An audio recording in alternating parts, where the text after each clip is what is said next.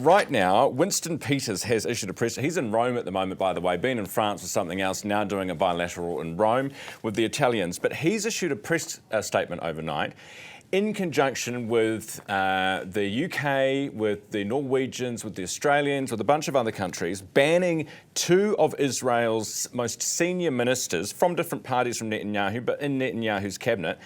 Israel's finance minister and national security minister will both be banned from travel to New Zealand because of what Winston Peters says is inciting violence and forced displacement of Palestinians. Some of their language, and it dates back a couple of years. I had a look this morning. They talk about wiping entire Palestinian towns off the map. So these are not nice comments by any stretch, though they have been around for some time. And curiously, overnight, these countries have decided to actually do something about it. So here to discuss this and a whole bunch of other stuff is Green Party co-leader Chlöe Swarbrick. Good morning. Morena. Good to have you on the program. And ACT Party Minister Chhour. Good morning. Morning. Good to have you here representing the other side. So, Chlöe, does this satisfy you in some way that our governments are taking action? Our government has effectively sat on its hands for the last 18 months while thousands and thousands, tens of thousands of innocent people who have been made refugees in their own land are mercilessly carpet bombed. There is so much more that we can do here.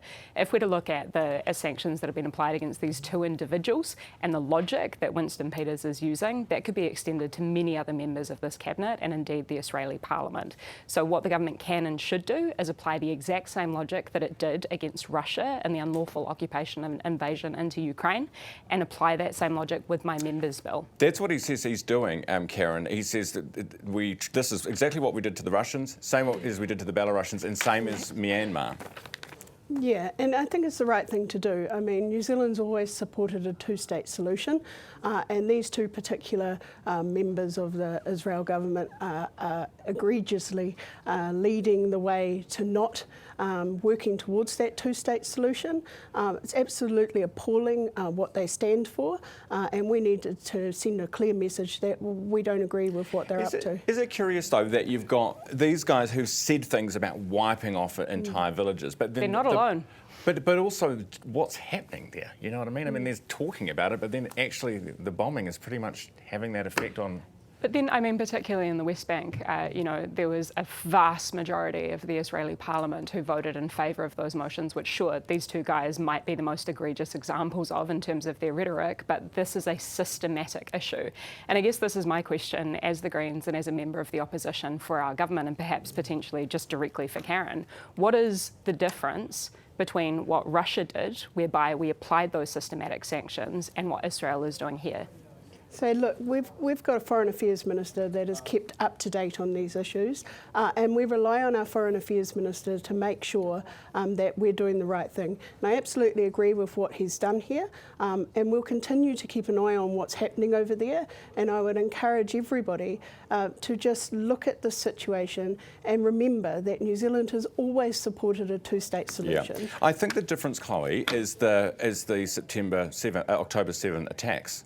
Isn't it? I mean, that's the difference between the two, that one side went after the other first. Well, so there was a lot, do you know what I mean? Like that changed the political... I mean, you could make that same argument about 76 years ago when the Nakba occurred and 750,000 Palestinians were forcibly displaced from their own land. But this is kind of the point that I'm getting to, Ryan, is that if we're to constantly say tit for tat, well, someone's allowed to effectively try and wipe someone else out because something else happened, we're in a pretty awful place. Right. I'm not saying it's right. I'm just saying that I think would be the main difference between the two. I don't think at this point that argument holds any weight whatsoever. We're watching a genocide live streamed. Let's move on to taxing the rich. So this is something you guys have been, ACT and the Greens have been back and forth on this week.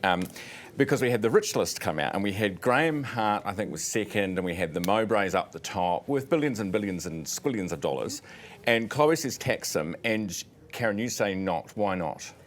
Look, I mean, there's always going to be people that are successful in this world, and we need to start celebrating success and actually teaching people to strive for success and not to feel ashamed of it.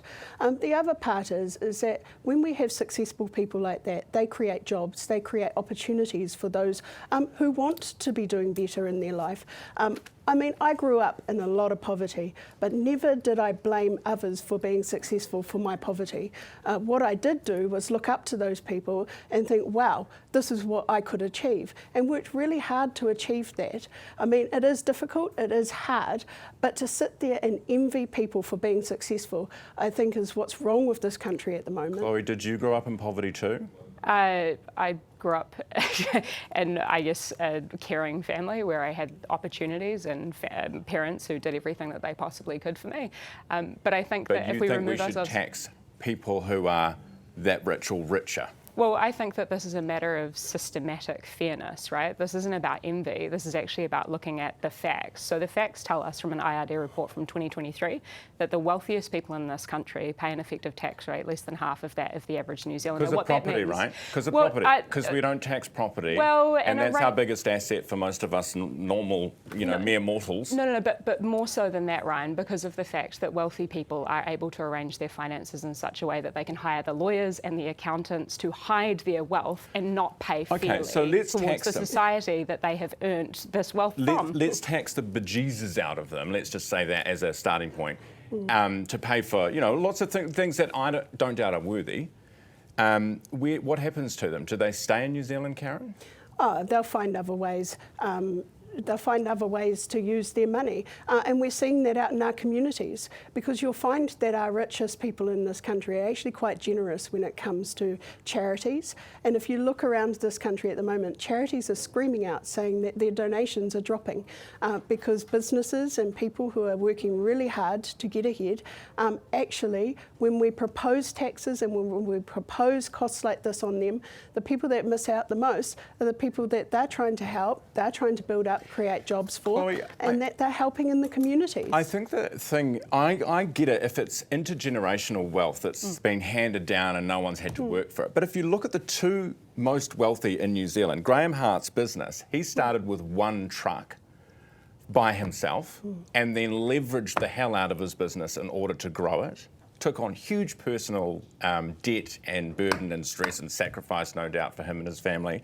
And as for the Mowbrays, they were reportedly spending $1 to $2 a day to survive when they had their business in its growth stage. So what do you say to those types, those entrepreneurial types, who perhaps didn't start from a privileged place? That there's currently 500,000 New Zealanders who are needing to access food banks every single week, that we have persistent rates of child poverty, and that we can address those things if we choose to make sensible decisions to invest to end those issues.